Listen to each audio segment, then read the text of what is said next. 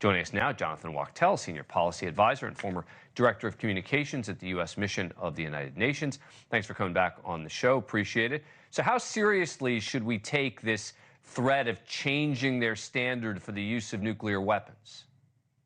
Dan, I don't think we have a choice other than to take it seriously. I mean, it could be perceived as bluffing, certainly, but do you ever take a nuclear threat, even though it's a bluff, not seriously? I mean, that is a weapon of mass destruction that can literally kill millions of people and create such a cataclysmic event within world and global affairs that the world could never go back into some sort of former course. It's extremely serious. Now, I don't want to, alarm here needlessly.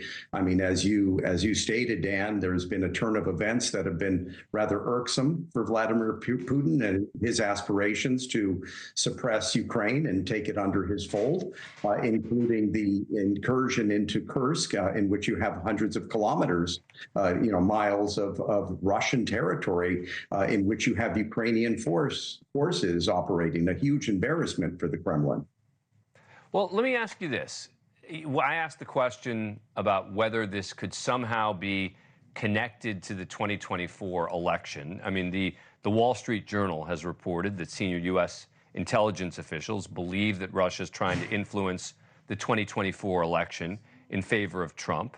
They say that Russia's current activity, described as covert social media use and other online propaganda efforts, mirrored the 2020 and 2016 election cycles, but it's a very different thing to suggest that a threat of nuclear action could somehow be connected to the election.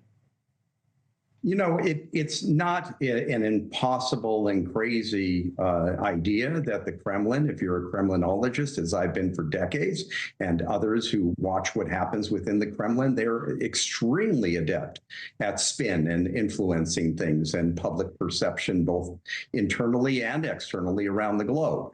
So certainly a conversation would have been had about what's going on here and what to do in terms of ensuring that the West gets a very stern message that the way the course of the war is going right now, including Kursk, including Ukraine getting very sophisticated weapons from the United States, that Moscow's not pleased about this and really wants to give a message, a warning that it should not be messed around here, and it is a nuclear power, and to remind the world that it's a nuclear power. This isn't the first time the Kremlin has brought up the prospect of using nuclear weapons. This has been going on several times in the course of this war that Russia started in February of 2022.